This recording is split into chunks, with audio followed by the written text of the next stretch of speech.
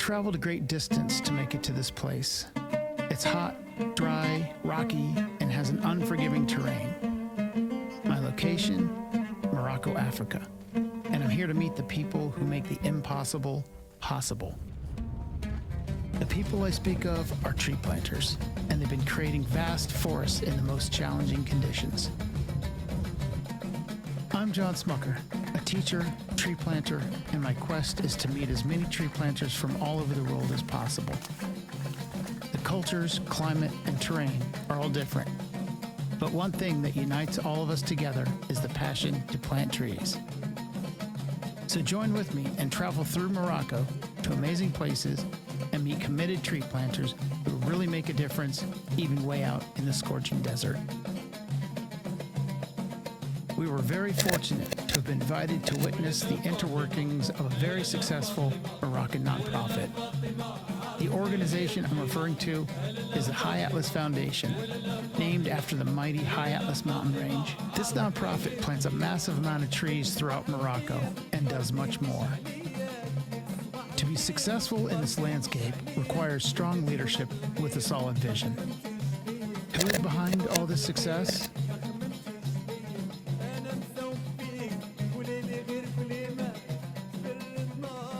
My name is Saeed Bilani. I work with the High Atlas Foundation as a program director for the tree planting project. I grew up in a small village in the southeast of Morocco, so a lot of memories like planting trees with my dad and my mom in the garden and take care of those trees until they give us the fruits. And we are still having the fruits from those trees until now. And so that's why I really love my job. I will do all my best to support my community and support my country.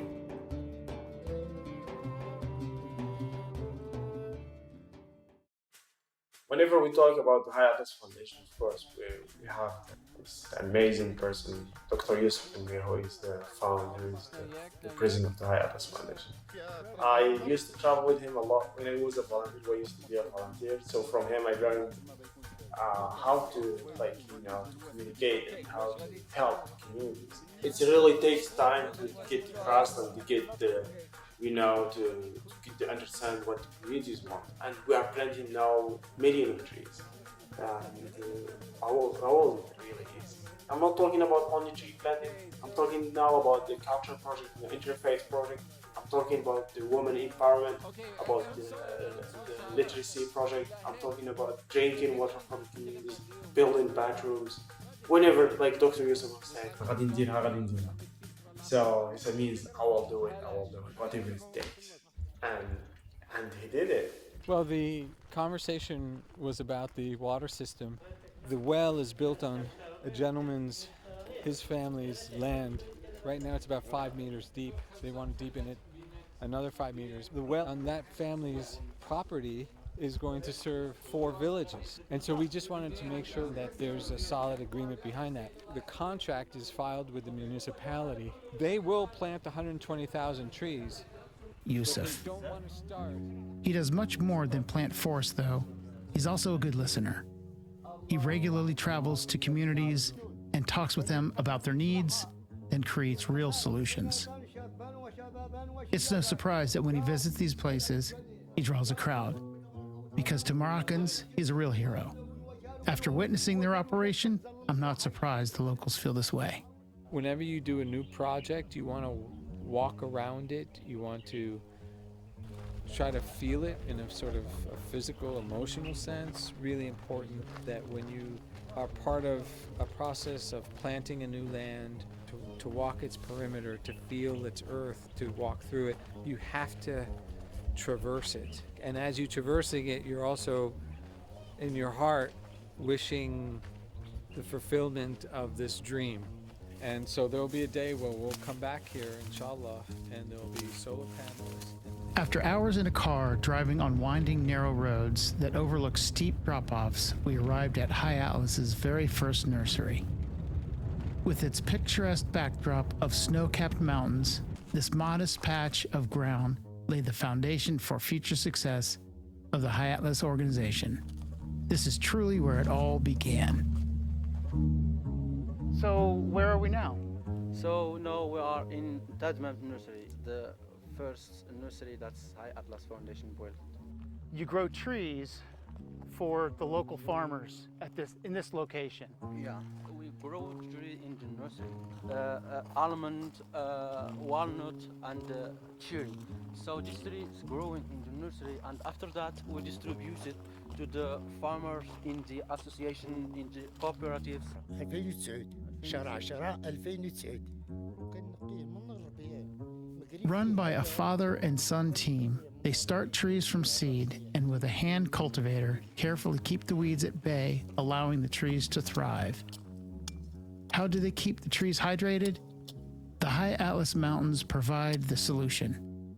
After the winter snowpack begins to melt, the rocky stream beds fill with life-giving water. The stream is dammed, then as water is needed, it's released and flows through the network of hoses and tubes. Of course, we need to enjoy the fruits of their labor by trying out some homegrown almonds shelled with 2 rocks.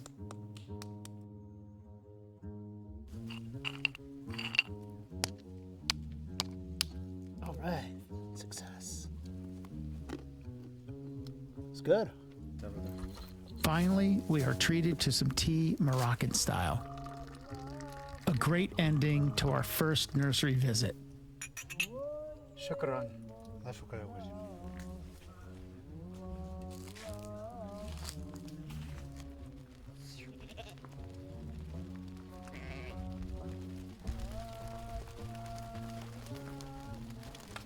My name is Aitali Abdeljalil, field manager in High Atlas Foundation. You organize the tree plantings and you organize the people. So tell me a little bit about your planting site. We are in a commune of City Fadma in Province Al House. In this area, we plant more than 40,000 trees. 40,000. 40,000 trees, different flavor. Plant almond, carob, pomegranate. For example, two farmers. Okay. They plant in tree in with High Atlas Foundation. Why do you plant trees? The first reason to get income, to get fruit, and for stop erosion and amazing view. What are the difficulties with planting trees? What's the hard part? Are animals eating your trees, or are they drying out and dying? The first difficulty is need irrigation. That's the big problem. So how do you solve that problem? They use the donkey to bring the water to irrigate it every 2 weeks. I hear that you're the one that carries the water. Is that correct? I've personally watered trees before, but I've never had to cart water to the trees with a donkey. It makes sense to put this animal to use because of the weight, the distance, and the steep terrain. Do you have a favorite tree? Olive tree. Olive. Oh yes, I love olives. I love olives. One thing Morocco has plenty of besides rocks and sand is olives. Every meal, breakfast, lunch, and dinner comes with a few different varieties of olives sorted by color, shape, and size in small dishes.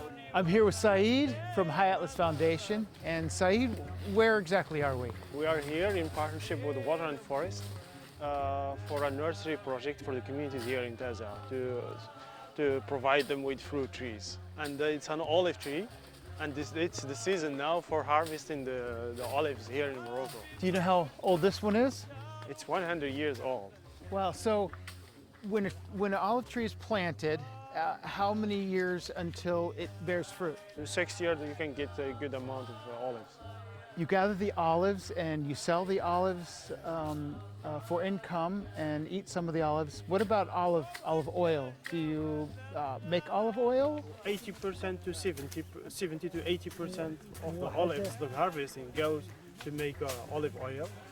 Oh wow! And the rest, well, they make like the olives for the house for eating. Like that's one of the things I really miss, because in the city, when you are in the city, you won't really experience like this.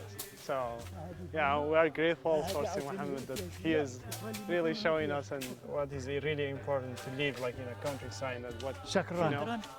Look at it that we end up visiting a farmer who had an olive forest. We got to witness their operation, discuss how the family and community benefits from growing and selling olives, providing products and employment. Or harder? Come on! I want some olives! So we have 7 species we grow here. We have carob, we have almond, fig, cherries, walnut, pomegranate. It looks like it goes all the way down. What's the capacity here? Well, the capacity here in this nursery, we could grow actually 400, like 1,000, like 400,000? Yeah. Of course. You're So, expanding. yes, we are expanding. Right. So are all these going to farmers? Oh yes, yeah. This Oh, is for wow. like the farmers, for schools, for the communities, the cooperatives that they have land, that they're willing to start their like agriculture project. Lots and lots of trees for the farmers, which impacts them, but you also employ locals, lots of locals, and Yeah. so it's just all encompassing. Oh yes, it's absolutely, it's a job opportunity for the communities as well here. How many farmers can be impacted per year with this many trees? I would say an estimate of 500 to 700 farmers can benefit from this. Wow, that's That- per year. Yeah, that's per year. Imagine one family has one carob tree, big one, and the incomes, it can go to 8,000 dirhams, which is $800, I think. Right. So they just need to plant it and take care of it for a few years, and it will grow by itself. So do you think the family will say no to the trees? I wouldn't. No, I will plant as much as I can. I will work that. It's now planting time. With this beautiful backdrop, this is going to be amazing. Come on, let's check it out. Yeah, so Mr. Hamid, he is from here. We are not too far from the nursery, and he's receiving 400 like pomegranate trees. Wow, it's hard. Hard as a rock. Is it stone? The soil. I think I'll leave this to you. This is Africa, and many parts of Africa are very, very dry. This spot is a little less dry, but even still, as you can see right here, they make a little valley, and they put the water in, and it holds onto the water, allows the tree to get hydrated. It's a great system. So, why are trees important to you? That it's a good income will help me to bring more incomes to my family. It will help also for the nature. He said all the animals will come and eat from. They will have some food to eat. And also clean the air also. Good man. After more winding dirt roads and hours packed tight in a car, we made it to the northeastern part of Morocco. Without a doubt, this location was what I was looking forward to the most. We are in Gersif province, far from Marrakesh, 700 kilometers, Middle Atlas Mountains. This village actually, it's the last village in Gersif province. And yeah, we decided together with the communities here, with the women cooperative, to build a nursery for them. Now we are in the second year distributing the trees from here, and we are planting different species that the communities are looking to get here. All of this started from a woman's workshop. Tell me about that. Oh yeah, actually one of my colleagues who were High Atlas Foundation were running a project in Wijda, that's the capital of the region here in the Oriental region. And from that workshop, one of the women from this village, she is the head of the cooperative here, the woman cooperative. And that's where the idea of building a nursery here with the woman cooperative came from. So he said, okay, High Atlas Foundation is doing the nurseries. If you are really willing to be part of that, like we can support you to build a nursery and you can run the nursery after that. I see that the school is right next to your nursery. I'm guessing that the students can definitely get a lot of information about trees and plants and this whole organization. Oh yeah, I mean that's absolutely true. I mean since the school is just right, the nursery here, and who is in the school, they are kids from this village, and they are their moms, their sisters, and they are watching them, and sometimes they can join them to the nursery and watch what they are doing, and they are learning definitely about how the trees grow and how they can plant the seeds to become a tree. Actually, the women here, you know, when they start working here, before that they don't really have that enough income, and with the nursery, they could like get some income. When we start like talking about building a nursery here and the idea, so the man will tell the ladies or to the women, oh, it's not really true. They won't really do anything here. Then when they see the trees are growing here and they get the trees from last season from this nursery and they planted in their ground in their field, they said, okay, this is really going. And they are working, even the men, when we need like more labor work, sure, they get a job too. They are working in this nursery. I was impressed with this program because it not only offered a unique way to earn money, but also provided for the women a sense of self-reliance and pride. As the sun was setting on the cooperative, right next door was a father and his son planting trees that were purchased from the women's cooperative. We are, after we visit the nursery here, we are one of the farmers from the same village. He received the trees from the nursery and he is planting. سي محمد شحال من شجرة تغرس إن شاء الله في البلاد ديال 400. So he's going to plant 400 like trees, and he's still willing to plant more. He has more land. He's planting in the hall, so he's gonna support you know, reducing the erosion again, and he's supporting his family, and his son is helping him to have more incomes. To me, the soil looked like it couldn't sustain life whatsoever. But to these farmers, the trees were a long-term investment spanning generations. They will definitely get the much-needed TLC they need to thrive.